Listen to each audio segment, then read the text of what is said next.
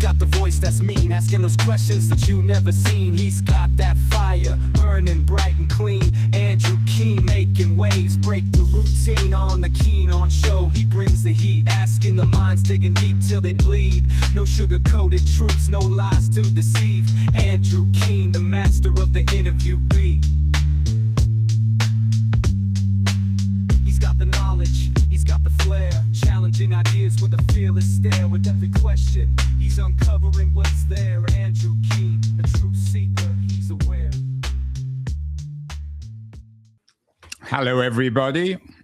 Almost 9 months ago, actually almost exactly 9 months ago, the New York Times writer, columnist, podcaster Ezra Klein, who has a huge following now, wrote a piece. It was on April the 17th earlier this year, suggesting that the emergency is here. I'm quoting him. He said, "The emergency is here. The crisis is here. It's not 6 months away. It's not another Supreme Court ruling away from happening. It's happening now." So that got me thinking about the emergency. I wondered what it meant. Of course, I fed it into the internet, which knows everything. And one response was, call 911. Not sure how effective that would be these days. They probably wouldn't even pick up. And another response was to lead me to a new book by my guest today, George Packer, very distinguished nonfiction writer, who has a novel out. It's called The Emergency, and according to its publisher, it illuminates the crises of our times. George is joining us from Brooklyn in New York. George, congratulations on the new book, The Emergency. So I have to ask you, given that Ezra Klein beat you to it, are we in an emergency? Although you probably already came up with the title of the book before he wrote that piece. Maybe he had a sneak preview of the novel. Well, I didn't get it to him in time for that, but I did start writing it, I think in late 22 or early 23, and I already had the title right off the bat. So I think that I don't want to claim to have won that competition, but I was there a little early. Are we in an emergency? Yeah, absolutely. We're not quite in the emergency of the title of my novel, which we can get to, but as Americans in 2025, we are sliding into authoritarianism, into massive corruption on a daily basis, on a scale we've never seen. And the big emergency is it's hard to tell what the public thinks about all this. And I've been quite pessimistic about that, and maybe lately gotten a little more hopeful that the public is waking up and doesn't want to lose the things that I think make us a great country. So we'll see where it goes, but we are in an emergency for sure. Last time you were on the show, too long ago, 3 or 4 years ago, you had a new book out at the time. It was called Last Best Hope, America in Crisis and Renewal. Has America slipped further into crisis, George, since we last talked 3 or 4 years ago? Absolutely. With amazing speed, Andrew. I mean, I would say in the last 10 or 11 months, Donald Trump has broken more rules, norms, laws, and just moral taboos than, say, Viktor Orban managed to do in 10 years, or maybe about as many. But that's an incredibly fast. I know things happen fast in America, but that's really rapid descent into a situation where, the way I see it, the checks on his power have been falling away one after another, largely because of the passivity or the just willingness of people with power to let it go, to abandon their own ability to stop him because of greed or fear or political advantage or lots of different motives depending on where they sit. But what it means is Congress, the Supreme Court, the independent agencies of the government, the press, and in some ways the public, and big corporations, universities, law firms, they've all acquiesced way more than I thought they would, and way more quickly. And I think when Trump pushes at something and it just kind of melts away, he keeps going. He doesn't stop, and that's what's happened. Klein did another show a few weeks ago, actually a couple of weeks ago, in which he revisited his own idea of this emergency, and he said he felt faintly more optimistic now. Back in April, it didn't seem as if anyone was resisting Trump. The universities, the Supreme Court, law firms, individuals. But things seems to have changed, George, haven't they? I mean, you wrote hopefully about the day of no kings. Universities are pushing back. It doesn't seem inevitable that the Supreme Court now is altogether in the Trump camp. More and more legal decisions questioning this new imperial presidency. So aren't things slightly more hopeful? Well, I would take each of those and examine it. The election of last month was a sign that the public really is disenchanted. Now, we don't know if that's because of the cost of living, the erosion of democracy, the treatment of immigrants in brutal deportations, or what, but the public is obviously not happy with the Republican Party. They got wiped out. Law firms and universities, some are pushing back, but a lot are not. A lot have already acquiesced. The Supreme Court, I disagree with you. I think everything in the last couple of weeks suggests that the Supreme Court is going to hand Trump all the power he wants, whether it's with firing the heads of independent agencies or imposing mid-decade gerrymandering in a way that is clearly based on pure political and maybe racial grounds. No, the Supreme Court is in his pocket, I fear. And if I were Justice Kagan, Sotomayor, or Jackson Brown, I would be feeling rather grim about my tenure there, because they're going to be in the minority for a long time. So anyway, the big question will be next year's midterms, not just which way they go, but whether they will go as they should. I'm not completely confident that we will have free and fair elections. We will have elections, but they might be confused. There might be deliberate muddying of it all. There might be local and state officials who betray their job, their oath. And there might be Trump just creating mayhem. So, well, he'll certainly be trying to create mayhem. Yeah.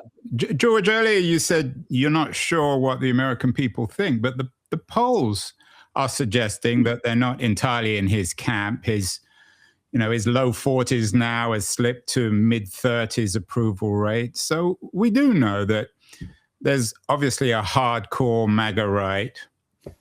There's a hardcore progressive anti-MAGA left. But the people stuck in between are more and more uneasy, particularly on the economic front, aren't they? Yeah, I think you're right. I think that's the Democrats are in disarray. They don't have a coherent vision, but they're the beneficiaries of Trump just really overplaying his hand in issue after issue, whether it's the tax bill that he passed that was so favorable to the rich and corporations and so punitive on the poor, on people on food stamps and Medicaid, or his treatment of immigrants, which has been just so glaringly cruel, almost like a demonstration of cruelty, and his apparent inattentiveness to the cost of living, which was his big issue last year. He just doesn't seem, when you've replaced everyone who's doing their job on the basis of facts and substitute people who are doing it on the basis of ideology and loyalty, the president is going to be the last person to know what's happening and what's real. And I think that's true of Trump. Presidents are always in a bubble. He's in some sort of, low density, I don't know what you call it. It's too much talk of bubbles these days in Silicon Valley. He's in a bubble of a bubble. Yeah. George, I've always, and you've been watching American politics for a long time now. There seems to be it's obvious that there's a performative quality to Trump's cruelty. That gives him not just pleasure in expressing cruel thoughts and cruel actions and supporting cruel actions, but clearly from a political point of view, he believes at least that it benefits him. I sometimes wonder whether the cruelty of the regime is more performative than practical. I'm not in any way defending anything they do, but is there a quality to that? You've written this fictional book, The Emergency, which I know you're a big fan of Orwell. There's an Orwellian element, but isn't there a Latin American quality, magical realist quality, Gabriel Garcia Marquez, to Trump in his performative cruelty? Right. The what is it called? One of his titles, The President in His Palace, or the dictator in his palace. And they're always dictators, and they're always in their palaces, just yeah, like Trump. And maybe it's in his East Room ballroom palace. Yeah, I think so. I think Trump lives in an other reality of his own devising, which has been incredibly successful in imposing it on a large part of the American public. But I do think there still is a world, you mentioned Orwell, a world in which 2 + 2 must equal 4, in which the price of gas and eggs and housing will end up mattering, in which people can't be convinced that up is down forever. And Trump has been so good at doing that I think he won't know when it stops working. And it may be that it's stopping working right now. And that the solid ground of reality, as unpleasant as it can be, is just pushing people's minds away from the deal he's made. But about cruelty, I write a lot about refugees, especially Afghan refugees, and I pay attention to what people like J.D. Vance and Stephen Miller say. And what they say is, we do not want those people here because they cannot be made into Americans. Americans are basically, and sometimes they put it quite as directly as this, white Christians who have many, many generations of family here. With Vance, how American you are depends on how many dead bodies are buried in your family cemetery. With Miller, it's quite blatantly about race and religion.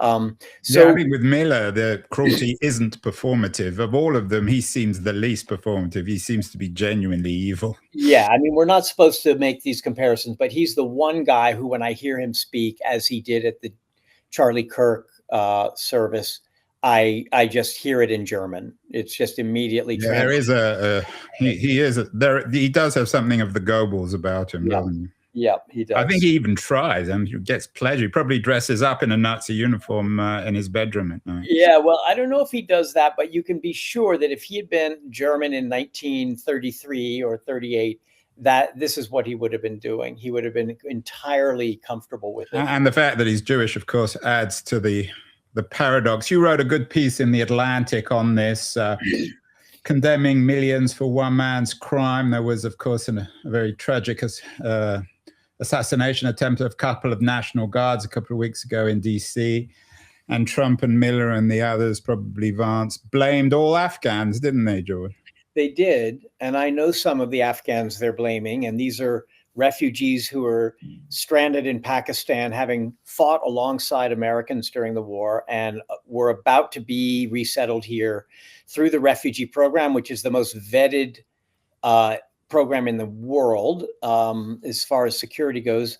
And when Trump came back in, he halted the program. And now he's not just closing it down, but is going to re-examine all the people who have come here and look into their asylum claims and their green card interviews and find reasons to get rid of them. Because it turns out that, as Stephen Miller said in a social media post a few days ago, failed states, when you bring in these numbers of people, failed states don't stop at their borders. They come in too. We're bringing in entire societies. In other words, it's called collective punishment and guilt by birth and blood. And these are entirely, I'll be blunt and use a word I've been avoiding for years, fascistic.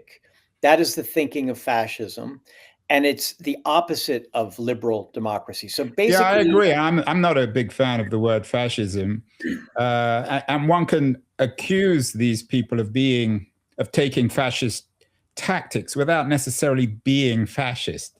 yeah, they're actually not as serious as fascists, because fascists mobilized entire societies to work themselves to the bone and to sacrifice and eventually to go to war. And I think one of Trump's sort of advantages is he asks nothing of people except to tolerate cruelty toward people who are not them.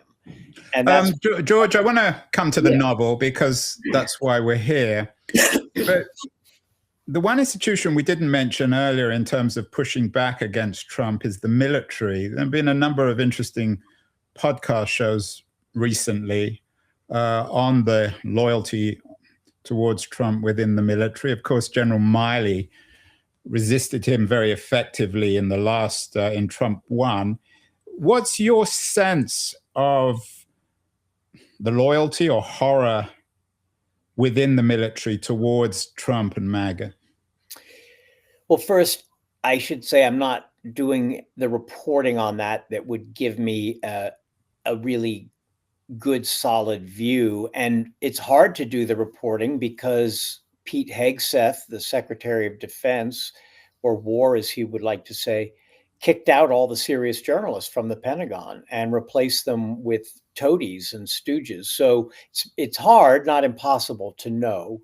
But a lot of unnamed, anonymous civilian and military defense people say that it's demoralizing because they know they're being given illegal orders. They know that good people are being fired for terrible reasons. And they know that Trump is politicizing the armed forces, giving speeches to troops that are nakedly partisan, which is something that no president thinks that they should do, and almost all presidents refrain from doing. For Trump, it's just natural. You have an audience, they're in uniform, they're your soldiers, you think of them as your personal army, you're going to give a political speech. And so there's an erosion of the independence and nonpartisanship of the military. It is under civilian control, but there are limits, there are rules, there's actually international law, and there's a code of military justice, and none of that seems to matter to Trump and Hegseth, which means the people just below them, the generals, are going to have to ask themselves over and over again, should I carry out this order or this policy when I know it's illegal and wrong? And so far they're doing it. They're doing it with these targeting of boats in the Caribbean, including of civilians who are clearly defenseless and trying to survive, and they're being... Mark Kelly was involved in a controversy on this. George, one of the headlines for the new book, it was an Australian headline, was about when facts fail. Is that why you chose to write a novel rather than another work of nonfiction? You always seem to be a step ahead of everybody else. Your 2013 book, I thought, was particularly good, The Unwinding, an inner history of the new America, which really focused in a laser way on the inequalities and the appearance of more than one America. Then your 2021 book, Last Best Hope, was about the fragmentation of America into 4 different places. Were you, in a sense, forced to write this novel, having already covered most of the ground from The Unwinding to Last Best Hope? Was it a kind of logical, inevitable step to go to fiction? I did feel I had, in 2021, I felt by that time I had said what I had to say, and I didn't know what I could say that would be really new. Of course, there would be news, but I don't just want to react to the day's headlines. Anything really large, I'd said it or someone had said it, and it was the same thing over and over. It was becoming repetitive. And that's bad for a writer. You feel yourself beginning to sort of wither away if you don't have new ideas, new language, new emotions that you want to convey through a book. And look, I love fiction. I wrote two much unheralded novels in my 30s, way back in the 1990s. I read fiction all the time. I wanted to be a novelist for a long time until those two books convinced me that really I should probably be a journalist.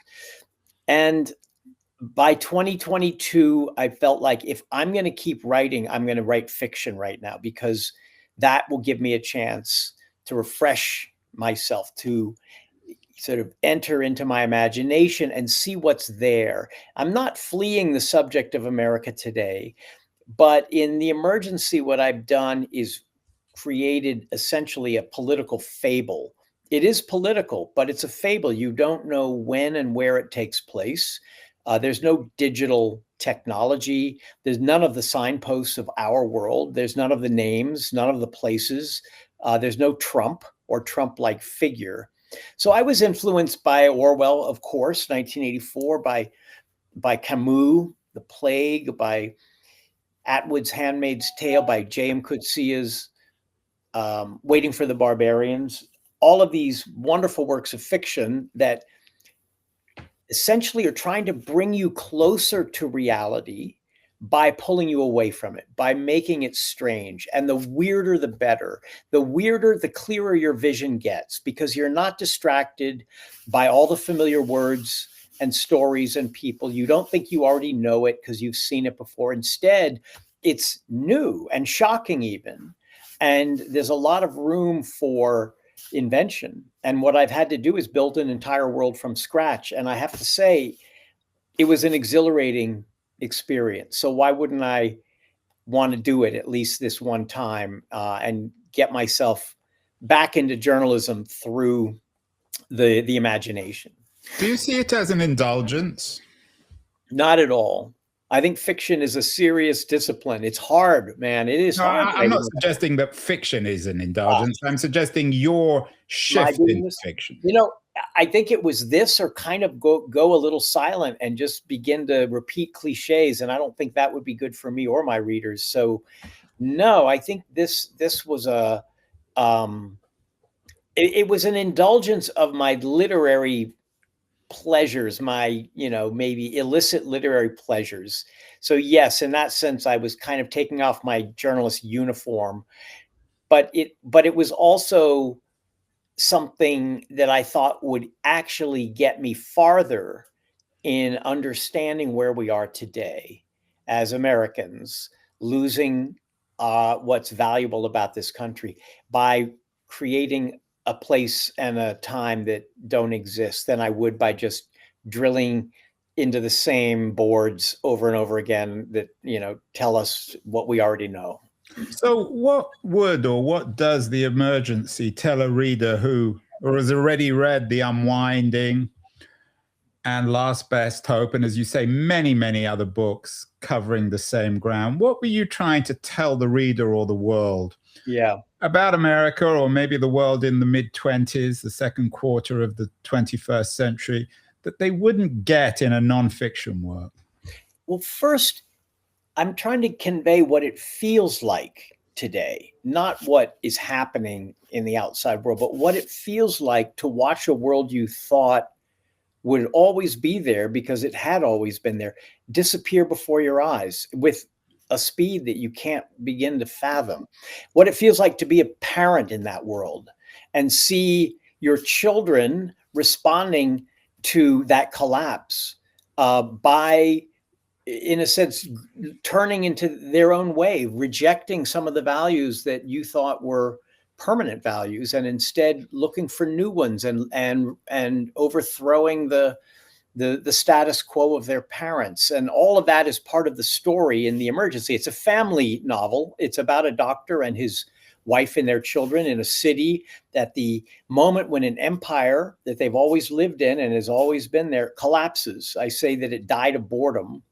And in the vacuum, this emergency happens, which is essentially, how do we govern ourselves? What kind of life should we live? And the children have a very different idea from the doctor, the father. And it's his relationship with his daughter that is sort of the emotional core of the novel. His attempts to hold on to her without simply giving in and telling her that you're right. Everything I've always taught you and believed it was wrong. So that's a kind of dilemma, an emotional dilemma for this man who's middle-aged and successful and rather complacent, but doesn't want to lose his daughter. And what happens, that will answer the question maybe a little more directly, what am I trying to say, is a kind of war breaks out between the city people, who are called burghers, and the rural people, who are called yeomen. And why does it happen? Not because there's some triggering incident or legitimate grievance, but because they each begin to suspect the other of trying to destroy them.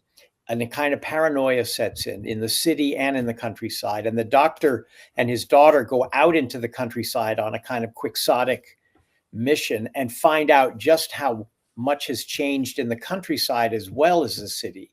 And it's turned against them. Like, there are roadblocks, there's checkpoints along the way on roads that they used to travel as a family with no problem. And that kind of ominous menace sets in and begins to change the way the doctor sees things. He can no longer assume that if we just all sit down and talk to each other across these divisions of generation and of class, we will understand each other and be able to get along, but through compromise. That's no longer possible. And I think that's the direction we are going in. And the ultimate endpoint of it, I hope we don't get there, is violence, is large-scale violence. And that's the sort of the threat hanging over the whole story.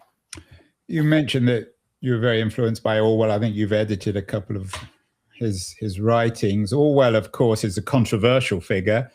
Like all great writers, we had not Margaret Atwood. I had Margaret Atwood on the show another time. I had the author of Wifedom, Anna Funder, on the show a couple of years ago. And of course, Orwell's relationship with his wife is controversial. I wonder, George, in the way you've presented this, I'm not suggesting in Orwellian terms, but whether there's a kind of Burkean conservatism about the project, that, or at least about your main character, of a world disappearing and an unease about that. And that by definition, and perhaps many of our generation, our class, our intellectual leanings, we've all become rather too conservative in trying to keep a world that's disappearing because we don't know anything better. That's a very good thought, and it's true.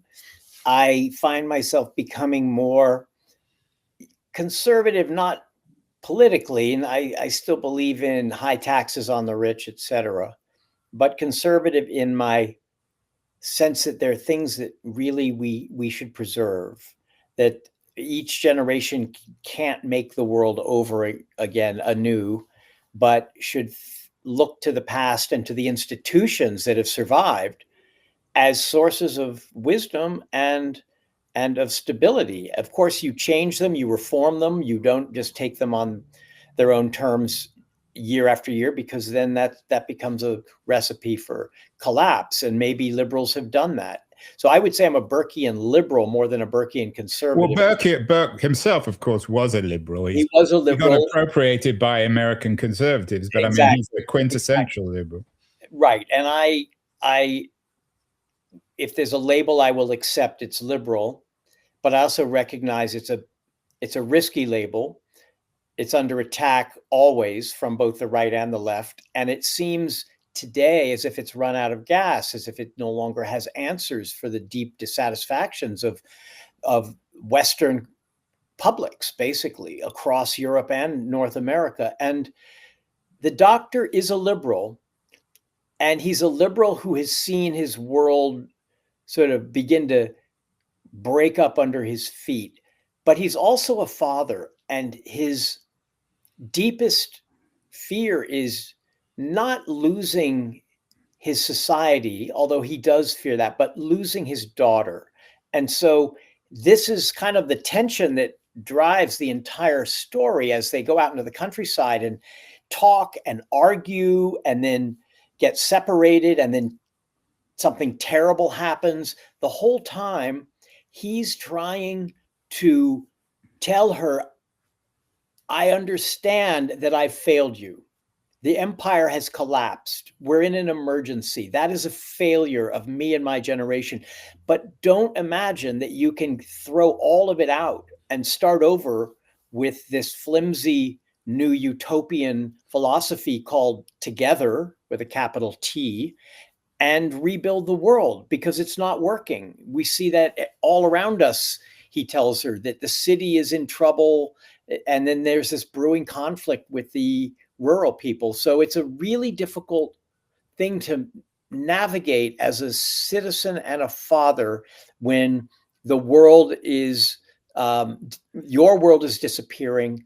The new world is, it worries you, even frightens you, but you know you have to live in it. You know your daughter is not going to live in the same world you lived in, and you want to make sure that you remain her father. The bond between you remains so that you can help her to enter this new world. Funder's book was called Wifedom. I guess an alternative, the way you're presenting The Emergency, George, another title might have been Parenthood.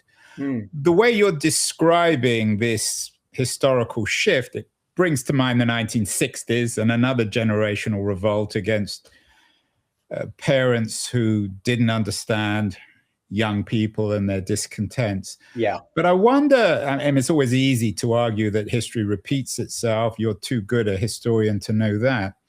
But I wonder what's different in the 2020s is that our generation, and I know you've got similarly aged kids to me, our generation seems to have taken parenthood more seriously, certainly, than our parents.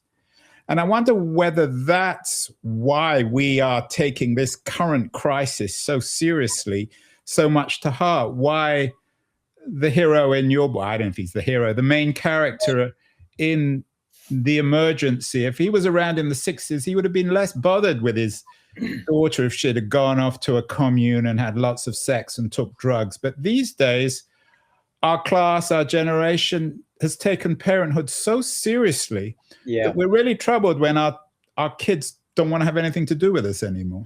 Yeah, maybe too seriously. I guess there's something called overparenting. And I wonder why. I wonder what your analysis of that is and whether that's really true, why we become such serious parents. Yeah, it seems as if when I was growing up in the 60s, I mean, my parents, my father died when I was very young, but my mother especially took me and my life very seriously. But at the same time, I had a lot more freedom, and a lot more ability to just sort of shape my day and my life. And I don't know, we find some sort of mix of anxiety and narcissism about parenting today. We fear for our children. There's a lot of perceived threats out there, and we also live through them. We live through their achievements. If they get into the right college, it means you've succeeded as a parent. If they don't, you've failed. And that's a terrible curse of our class. But here's one difference I think that's really important in young people today, and this is a big theme in The Emergency. I fear that with devices and with social media and now with AI, there's almost a sense that being human itself is no longer desirable. And slowly, or not so slowly, younger people are sort of, their humanity seems to be dissolving into TikTok videos and into screens and into AI relationships. And we know that they're much lonelier than they used to be. There's a lot of mental health issues. There's a lot of a lack of contact with other people, with their friends, with nature, physical contact. There's a lot less sex, which used to worry our parents. Too much sex. Now we worry they don't have enough. Yeah. too little sex is what worries us. I always encourage my kids. I don't think they take me very seriously, though. I think they'll figure it out on their own, probably. But these are themes of the emergency. As I said, there's no digital technology, but there is a kind of version of non-digital AI, which I call better humans, that are basically kind of mechanical robots that the young people in the city, including the daughter of the doctor, have fashioned after themselves as kind of replacement selves in order to perfect themselves, so that all the sort of the messiness and failure and disappointment of their lives disappears, and instead they live through these better humans.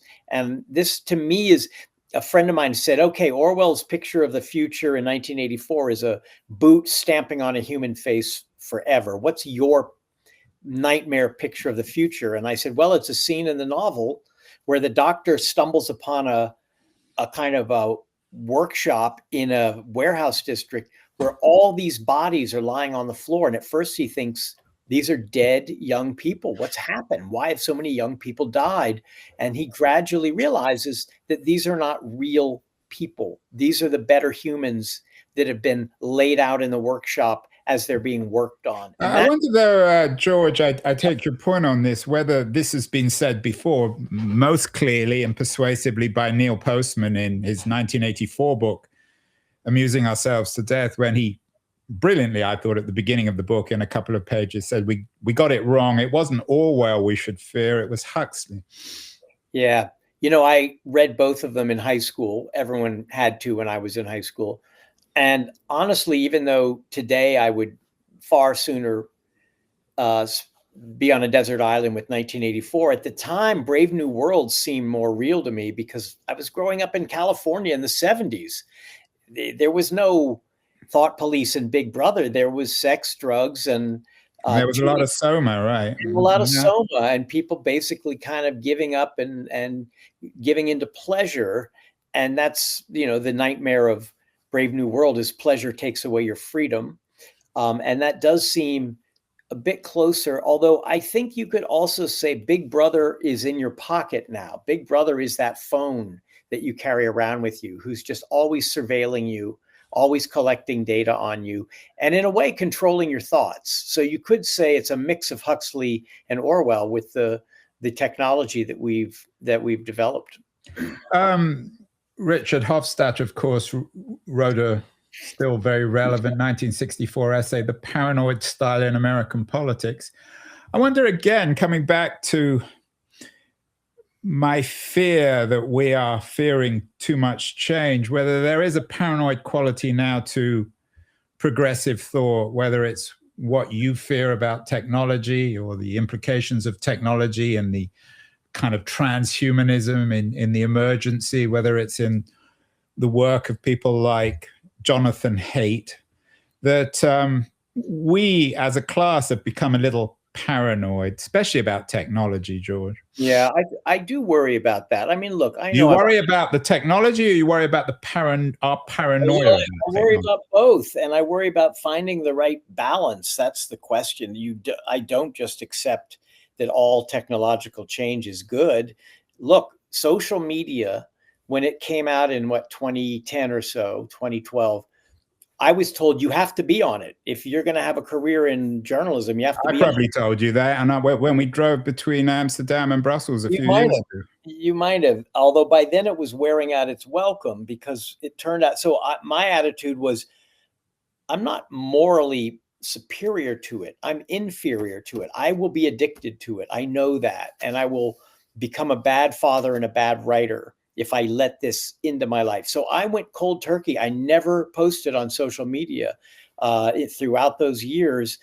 And it did hurt me professionally, but it also, I think, kept part of my brain sane, that I was watching go a little crazy other people, including people I really respected. And now social media is sort of universally denounced as having, destroyed the social fabric and driven us into our camps of extremism. And there's some truth to that. And AI, to me, I look at it and think that's social media times 100. So I don't want to give up the critical view, but I also know AI is inevitable.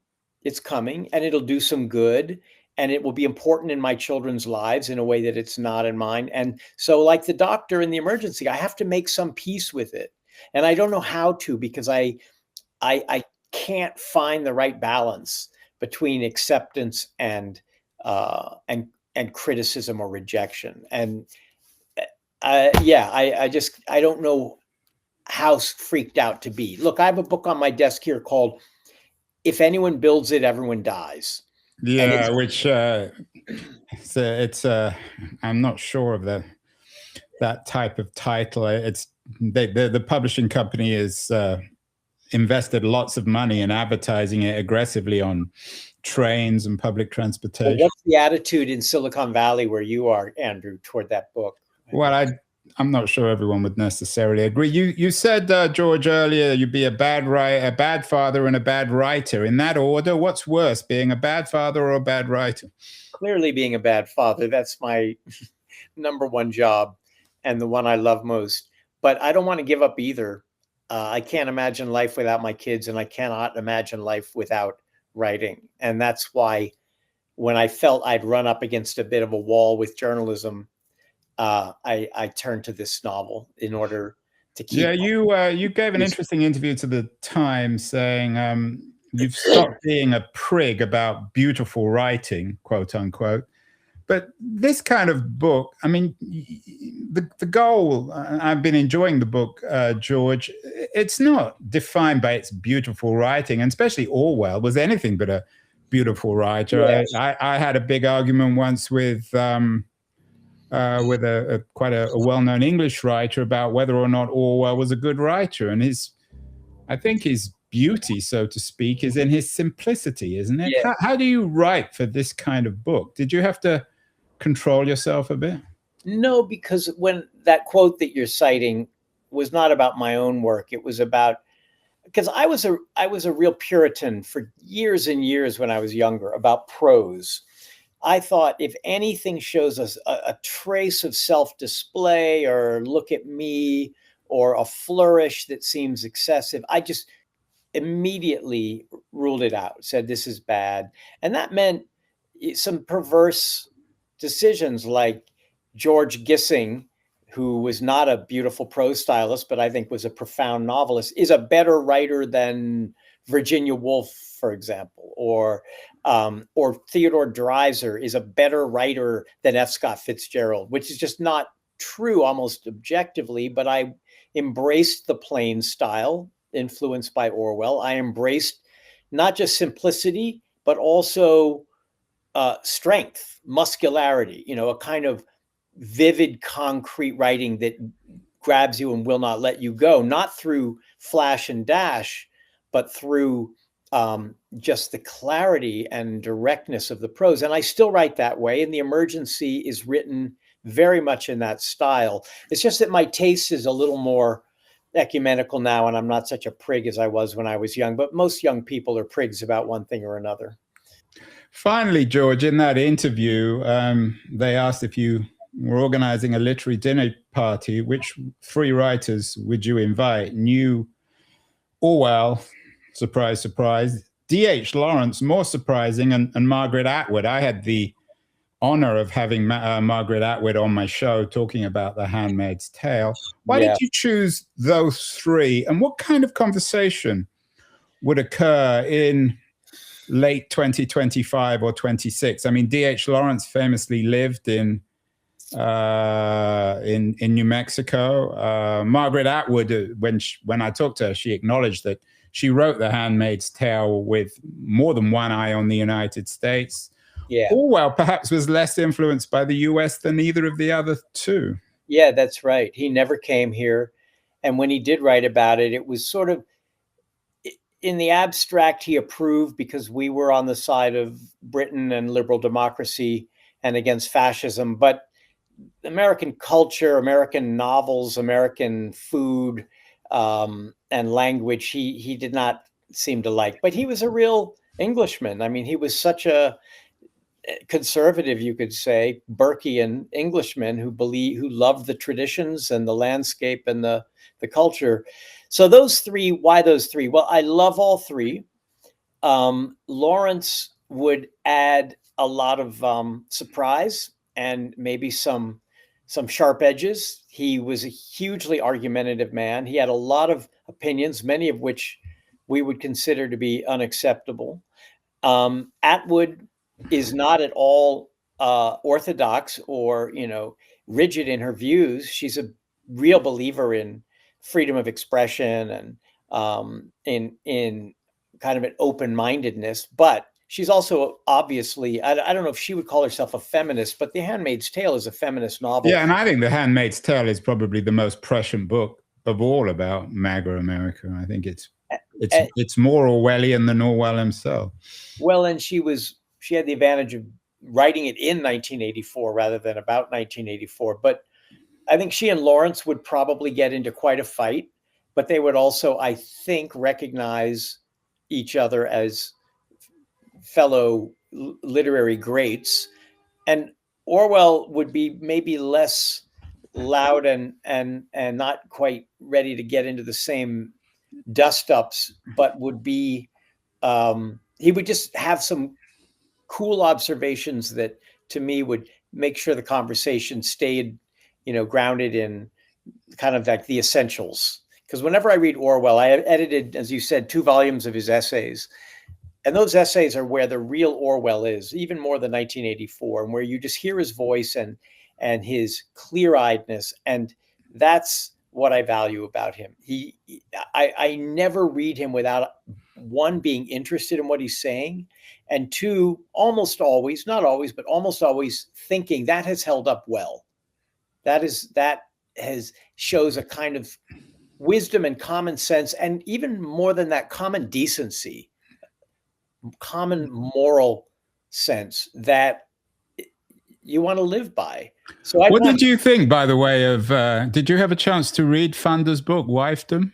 I haven't. It may be a sign that a writer has really achieved a kind of super greatness when people are writing books about their neglected wife, like Shakespeare, for example.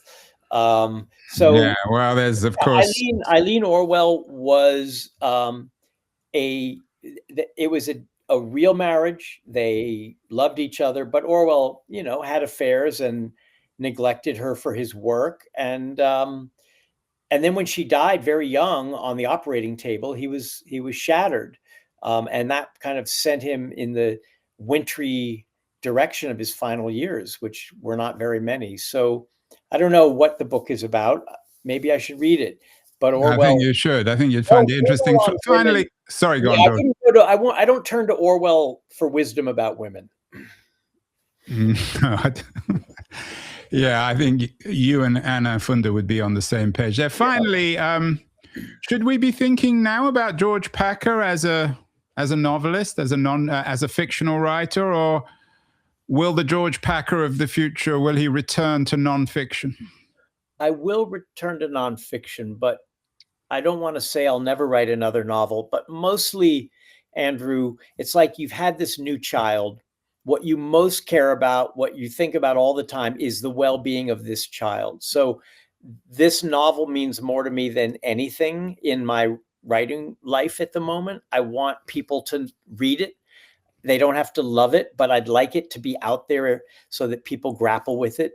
I think it has something to say.